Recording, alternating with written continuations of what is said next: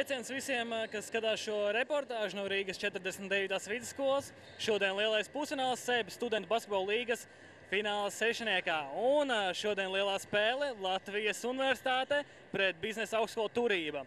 Atgādināšu, ka vakardien, 22. martā, Latvijas Universitāte pārspēja Rīgas Tehnisko universitāti ar 99 pret 72. Vai Latvijas Universitāte iekļūs finālā? To jūs tūlīt uzzināsiet. Spēles sākums abām komandām bija ļoti līdzīgs.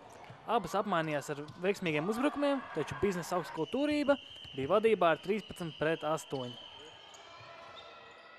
Labu sniegumu rādīja 20. numurs Mārtiņš Laksa.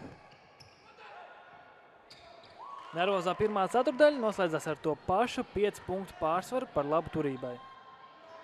Otrā ceturdaļa veiksmīgāk iesākās LU basketbolistiem, un pēc 2 nospēlētām minūtēm Latvijas Universitāte pirmo reizi šajā spēlē izvirzījās vadībā.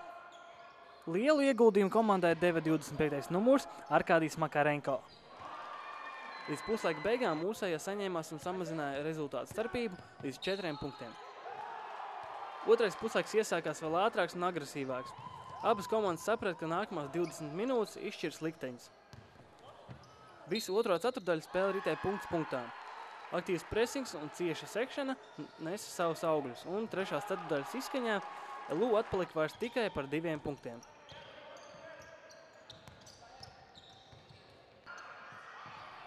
Neiztika arī bez asumiem, kuri rezultējās tehniskajā piezīmē Turības spēlētājiem Robertam Mednim.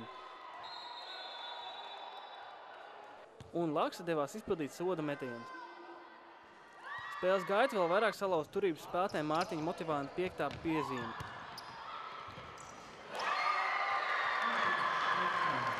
Rozīts saņem bumbu uz 3 punktu līnijas, met un 3 punktī. Bet pēc brīža Turība atbilda ar to pašu. Pēdējās minūtes LU vadībā un Turība nerealizēja vieglu metienu no groza apakšas.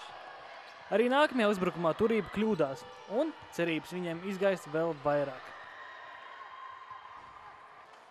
Dīdzis Bērziņš savā stilā gūst skaistus 2 punktus.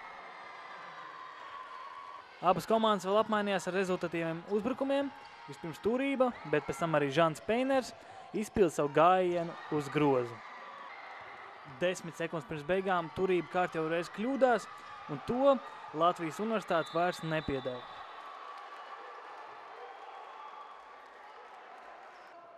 Vēl 4 sekundes, plus 1 Latvijas Universitātei, un tas arī viss.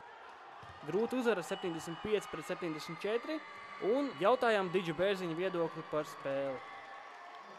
Bija smagi, jūs paši redzējāt, likās, ka varbūt arī nebūs, un tad tas prieks bija dubults, kad sanāca beigās. Rītdien fināls. Kā jūs centīsieties sev sagatavot? Tas būs grūti īstenībā, jo pēc tādām spēlēm parasti ir grūti saņemties un uzvarot regulārā turnīra čempionus vēl grūtāk, bet mēs centīsimies. Es domāju, ka nevajadzētu būt problēmām. Grūta, bet skaisti uzvar Latvijas Universitātes izpildījumā. Un rītdien fināls pret vienu no šīm 2 komandām. Pret kuru? To jau skatāties nākamajā reportāžā.